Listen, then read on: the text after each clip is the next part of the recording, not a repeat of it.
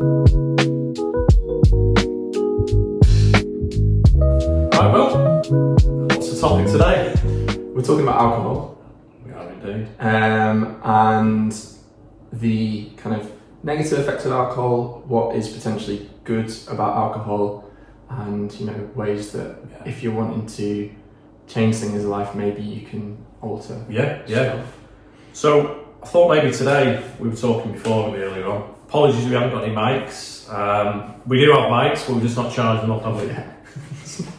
Really organised today. So this is our first face-to-face podcast. Yeah. So it's a bit of trial and error. We'll see how we get on. So we're going to touch on physical aspects of alcohol. Yep. And then the mental aspects of alcohol. Yep. So, without further ado, spell. If you want to get a ball rolling. Yeah. I mean, I don't know how you feel, but I think that alcohol is so ingrained in British culture that it can be a tricky one. Because quite a lot of social situations involve alcohol, and if you're trying to make a positive change in your life, it may be that you drink alcohol a little bit less, and I know that can mean that you get some funny looks or you get some questions when people go, oh, why are you not drinking tonight, or you've driven here, why is that? And that in of itself can be quite a difficult barrier to cutting down. There's loads of reasons to cut down. WHO, which is the World Health Organization, has basically said that there is no healthy amount of alcohol that you can drink. And so you have to think of it like sweets. Yeah. There's nothing good in terms of your health that will come from drinking. Yeah. Every now and then, if you've got no issues, you can have a sweet because it tastes nice and you just want to enjoy yourself. I think if you see alcohol in that way, if you find it more useful to go teetotal, fair enough. If you want to go teetotal for short periods of time, fair enough. But if you want to be able to have a couple of drinks every now and then, if you see it as a treat and are able to keep it that way, I think that's probably the best way of looking at it. Yeah, I just want to touch on the cultural aspects of alcohol, because I'm with a French lass. Food's massive in France. Yeah. So they tend to eat more food and maybe have a couple of glasses of wine, but that's about it. Culturally, when she moved to the UK, she couldn't believe the amount of alcohol we consume. And she often makes comments. When she's watching this, she'll laugh. So we were talking at the weekend. There's such a big emphasis around the weekend and drinking alcohol, isn't it? Is there anything more to do other than that? I think the weather doesn't help, does it? No. The climate. And again, culturally, I don't know about you when you were growing up when you were younger, if you had, past the age of 18, if you had a little bit of stress, or going through a tough time, one of my parents might say, have a couple of drinks, it'll take the edge off things. Yeah. And I think that can lead to a bit of a vicious cycle. As you get older, that kind of gets ingrained, I think, in your brain. So maybe every time, maybe when you get past 18, the older you get, if you ever, obviously, there's a lot of changing in the UK now, work-wise, isn't there? It's becoming quite a difficult environment to work in, depending on what you do. It certainly is in the NHS, local authority work for us, it's very challenging. I think a lot of my colleagues I've worked with in the past, they've often got to Friday and they've smashed a bottle of wine, and that's been the weekend, But it's the health implications it has, sleep, for one. Sleep, I don't do it anymore, I've not done this for a long time. I was a bit of a binge drinker. So I would go out Friday, Saturday, Sunday. I've exercised, lifted weights from being the age of 18. But with the whole binge drinking, I might train on the Friday and then I wouldn't train again till Wednesday. Now that was because of after effects of a big binge all weekend, I'd be tired, lethargic, Monday blues, like it was always the Monday blues. Like I'd be questioning my choices around maybe work, the line of work I'm in, the position, partners, friends. Yeah. You know, I don't know if you experienced that growing up or. For sure. I mean, it was a coming of age, wasn't it, to start drinking? Yeah. And it definitely started before 18, trying to sort of get into pubs, clubs, that kind of stuff. It was exciting. Yeah. And then we both went to university. It's a Yeah. massive kind of university culture to drink. I was there for 6 years, so that continued. And it was fun. Yeah. And you could bounce back, and your body was much better at metabolizing. Yeah. The blues were there, but I mean, you had some sense, well, much more of a sense of community, I think. Yeah. You had your friends around you all the time, you didn't have any responsibilities, so it's much easier to have those big binges right off the day, feel horrible the next day, and you didn't feel horrible the next day. Yeah. And then you started working, and then for me as a sort of junior doctor, first couple of years, the work was pretty tough, it was quite stressful, so yes, you did kind of live for the weekend. Yeah. And living for the weekend is like, I think, a massive UK cultural type thing. I agree. You were able to bounce back, and then as I got into my late 20s, early 30s, mid 30s, it just became a lot more difficult. Yeah. The anxiety got a lot worse. Luckily, I found myself sort of falling a little bit more out of love with the idea of just getting absolutely hammered at the weekend, binge drinking, that kind of stuff. But for some people, that can be more challenging. And yes, the health implications are there. Yeah. But I just wanted to make the point at the start that sometimes the British culture can hold you back, and it can be a challenge, and it can be a bit of a stigma to cut back on drinking. And it can be fun.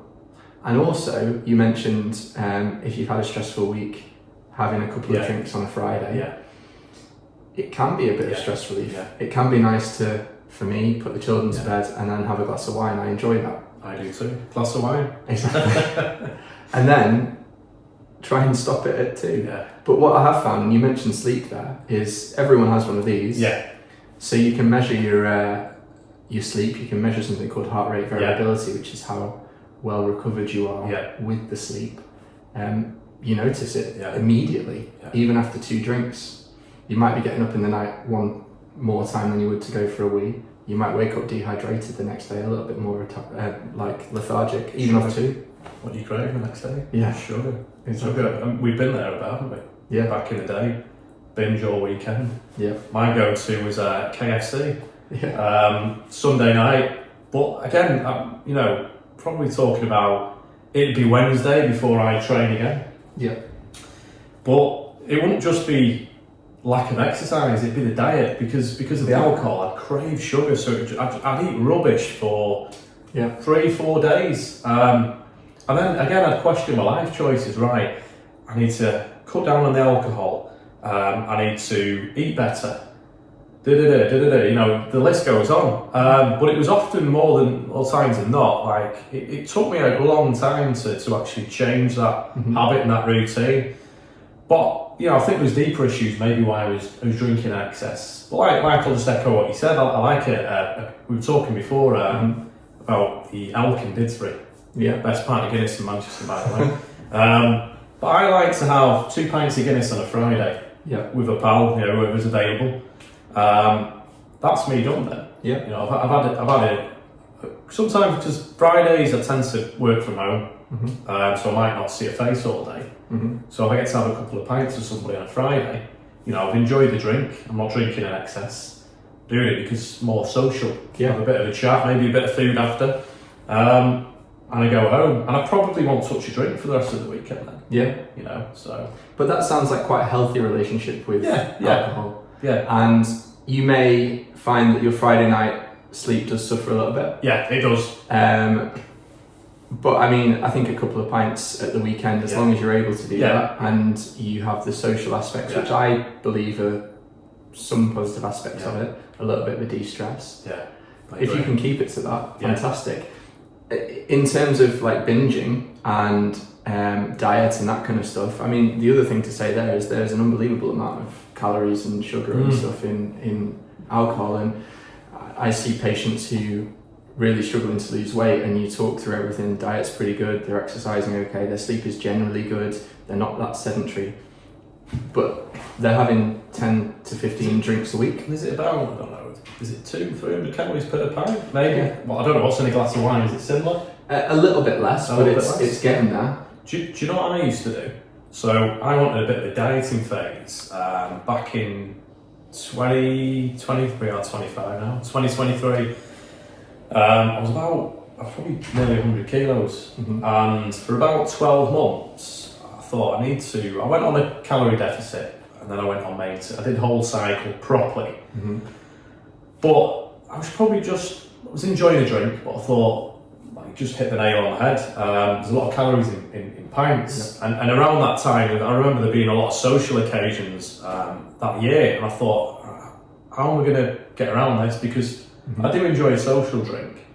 So I started drinking halves. Yeah. So I'd have, on a night out, I might have 6 halves, which is what the equivalent to 3 pints. Yeah. And again, I'd have friends or family questioning, why are you drinking a half? Yeah. What's the matter with you? Yeah. Are you feeling okay? No, I just want to drink a half. Yeah. And then I explained the theory behind the madness, what we're trying to achieve. I said, well, I've got a goal, I want to lose so much weight, feel healthy and leaner in my body, and feel better physically. Yeah. We're coming on to mentally shortly, but we'll touch more on that in a bit. Wow, it was achievable. I had a good diet, and I lost the weight whilst having a few drinks, but not in excess. Yeah. So I know what to go back to if things are creeping in, but physically, I mean, like you said, I tend to have a couple of pints on a Friday now, and I feel much better. But I think we've got a lot going on in our lives as well. You've got your business, you've got your day job, you've got your children. Yeah, I've not got children yet, but it's hopefully going to come. We've still got the partners, got a house to maintain. I've got my day job, my private work, and then I'm trying to maintain my physical health as well. So if we were to binge drink of a weekend, it's going to have massive implications on the weeks ahead, isn't it? Yeah, I think things would fall apart. Yeah, something would break. I think, as you say, luckily I've got too much going on. Yeah. I've got a really good, stable family life that allows me to do all the other things going on. But yeah, if I was to drink excessively on a Friday, Saturday night, I'd feel worse during the day. I wouldn't be able to interact with my kids. That's the only time that I get to fully for a whole day, because I'm working in the week. And so it would take away from something else. Yeah, I'm lucky enough to see that and to have other things going on, as I say. But there's this balancing act. Yes. I suppose because it sounds like we both used to drink heavier than we did now. Yeah. The good news about that, in comparison to cigarettes, for example, like smoking, where if you smoked for a few years, your chances of things like cancers, of lung problems, of heart disease, stay a little bit higher than someone who hasn't smoked before. Yeah. Your body's very resilient when it comes to alcohol. Yeah. So if you can binge through your 20s, drink too much, and then sort of stop, settle, have a bit of a healthier relationship with alcohol, your risks reduce, and actually you kind of get away with it. Yeah. So it's also a good emphasis to sort of maybe cut down, maybe have a healthier discussion, because the physical implications and risks are quite big. I mean, don't get me wrong, like I've got 3 or 4 weddings next year. Yeah. So I'm not going to lie, I'm probably going to have 3 to 4 blowouts next year, but that'll be it for the year. I'll have a bit of a dance, not that I can dance, but I'm going to let my hair down a little bit. Yeah. But because you've done this as well, we've done this now for so long, we're more in control of our actions. Yeah. I know that I'm going to pick things back up on the Monday. This whole process started, like my actions were improved probably about 3 years ago, around about the weight loss. So I would, if I was going on holiday, I'd let my hair down, you know, Yeah. a few spritz, a few beers at the beach, probably every day, daily. But you know, I'm on holiday, I'd eat a bit more than I should do. But I think as long as you've got a plan for when you return, so say for example you're away for a week or 2 weeks, you're back Sunday night, right, let's pick things back up on the Monday. Yep. I'm back in, like my routine starts Monday, whether it's yoga in the morning, breathing, whatever routine you do in the Monday, start that. You're going to be a bit lethargic and tired. That'll pass, won't it? Yeah. You know, gym in the evening or whatnot, work. If you can pick that routine back up on the Monday, it carries on. But I think if you break that routine, if you still, when you return from holiday, if you're still in that mindset on the Monday where you go, I'll go to the gym on Wednesday. You are not going to the gym on Wednesday. Your routine's not picking. You're having a couple of weeks off. I've been there, done that myself. Yeah. And it's probably a little bit similar to what we were talking about. I now put my phone on the other side of the room. Yeah.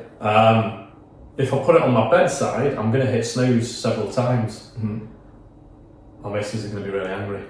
So if I could put it on the other side of the bedroom, I spring out of bed and I turn it off and go, right, I'm up now. I'm not going to get back in bed. Yeah. So, you know, routine's important, isn't it? Massively important. Massively. For everything to do with health. I agree. And I think with everything to do with health, why are you staying healthy? It's to feel good in the moment. It's to live healthier for longer. But why do you want to live healthier for longer? So you can live your life. Yeah. And so if you're gonna have a few more drinks than you should at a wedding or on holiday, I think that's what you should do. Some people, in order to function, need to stay teetotal. But if you are able to be that kind of person who has a blowout every now and then, I think it's probably good for your soul.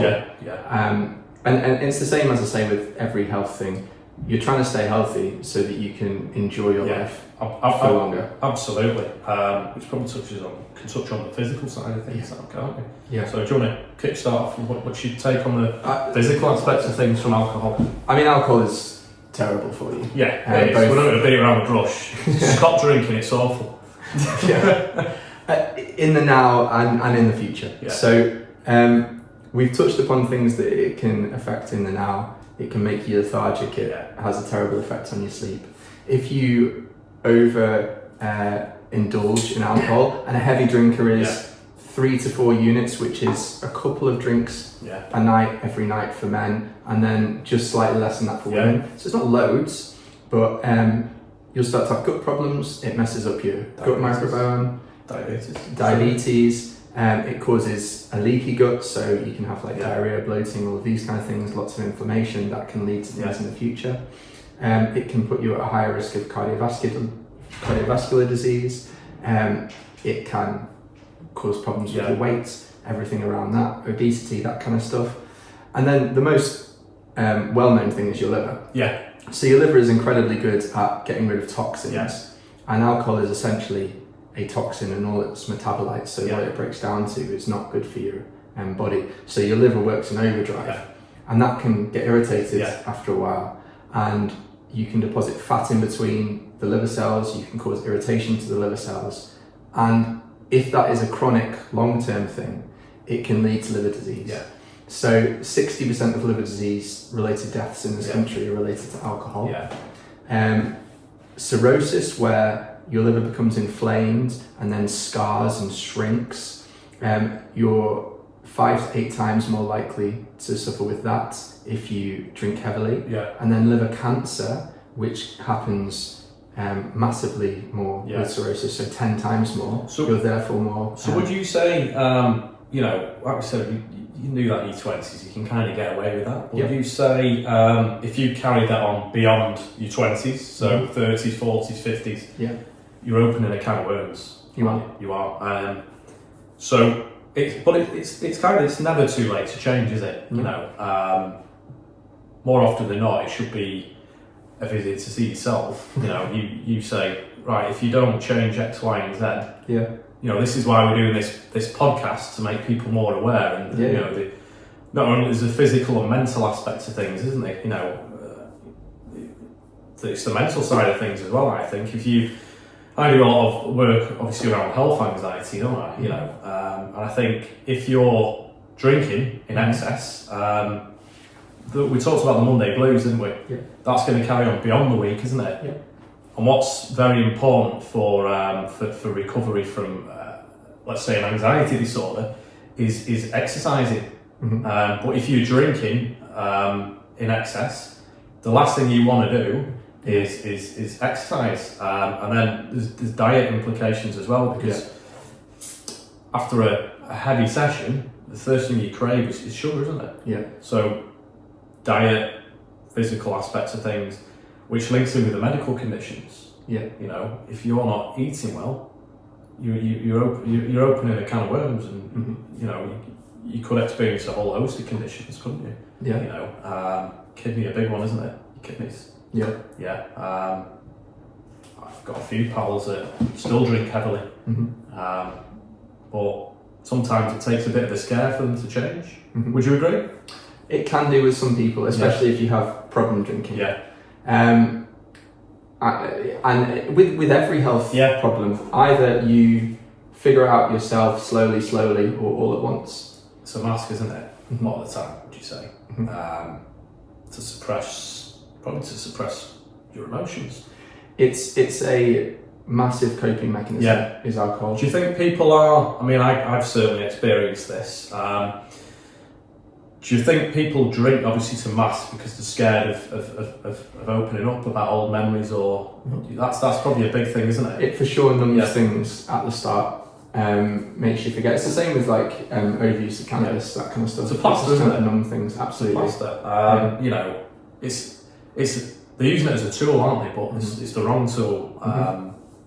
Because it's a depressant. Yeah. That's a great way to put it. And heavy drinkers are 2 to 3 more times likely to be struggling with depression and anxiety disorders as well. And do you see with them implications, it more often than not, it takes longer to recover from that anxiety disorder, or if they carry on, whether they recover at all?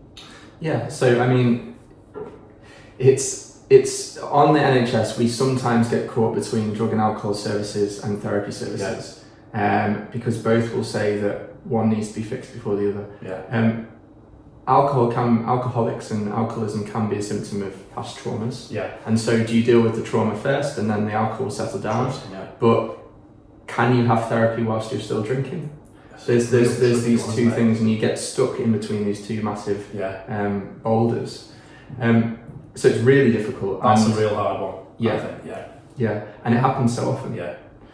So I run a homeless clinic, and substance misuse is huge. About 80% of homeless people suffer with a substance or alcohol because of past trauma as well. Almost entirely. Yeah, absolutely. Strong statistic. And then you get to the point where your social circle is so fractured, so you have no home. That there's no way you're going to get out of that without an enormous amount of support and strong will. So it's a tricky situation, isn't it? Like you said, do we address do we do the therapy first or the alcohol? It's a real tricky situation, isn't it? Because past trauma, the drinking the alcohol in excess because they want to forget about the past trauma. And it's a depressant. It numbs the pain, doesn't it? But then it tends to bring it to the surface after a while. That's what I'm saying when it's a depressant. So at the start it will numb things, and then you'll find that people become more negatively emotive as they drink more. And then they self-sabotage. You know, whether that's a breakdown in marriage, if they've got children, could cause a fractured relationship. You might not speak to the kids again. They lose a livelihood. It could be work, a business. There's huge implications, isn't there? And these are the extremes of things. I think we started off talking about the sort of health implications of you want to cut down because you'll live healthier for longer. But these are the more extreme things, and the end extreme of that is that you lose everything. And we're not trying to scare people there. Just creating some awareness. But it can happen. It can happen, and it's massively more prevalent in people who lose everything. So what would your advice be now, Will? For somebody that's, let's say we're not too far down the line, for someone that just wants to change but they're struggling a bit how to, whether that's just, let's say like we were in our 20s, binge drinking. You know, we changed our habits, didn't we? What would your advice be to someone like that? If you're binging all weekend and you stop, what are you going to do instead? Yeah. Because that is your entire weekend plans gone. You may not have as much contact with your friends if they're not on the same trajectory as you are, and then you just sat there twiddling your thumb, thinking about how awful my life is, thinking about drinking, that kind of stuff. So you need to replace it with something. I know that we're both massive advocates for exercise. I think community is massively important. If you're just on a different path to your friends, they're continuing to drink and it doesn't seem like they're going to get there, or maybe they will in the future, you need to find community in another aspect. I think you find both in your mixed martial arts classes. Exercise classes, exercise communities are massively, amazingly useful. I think you can put yourself into your work. I think you can put yourself into your family. You may need to pick up something new to do. Purpose. Exactly. Finding a purpose. A big one was my advice. From what angle I changed things was, luckily I've got a few mates that are into exercise.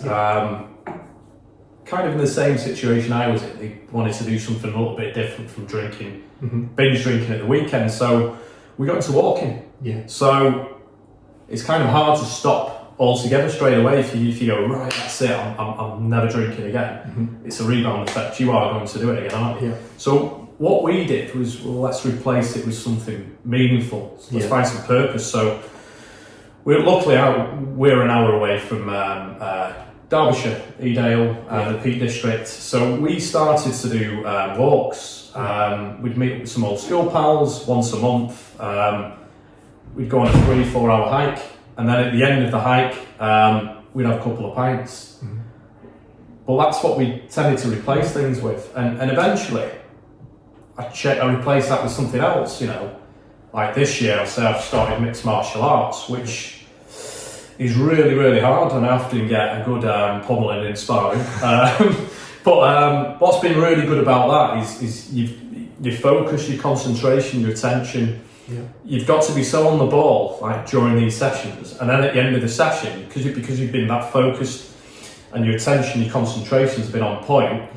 When you're asked to put the movements together at the end of the session, you're like, my brain's just frazzled, I can't do this. But then you feel a bit inadequate. You're like, I've forgotten everything. But it gives you a bit more drive. So I'm like, I'm going to go out and I'm going to practice this. So that's more purpose. I'm going to replace that. And I think if you think about the things that you're doing now and imagine how much worse they would be if you were hungover whilst you were doing it. I wouldn't do it. I wouldn't do it. Exactly.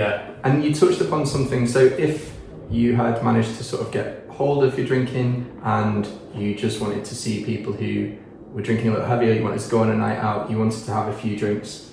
One thing that you mentioned before, which is a massively good tip, is drink halves, drink smaller measures.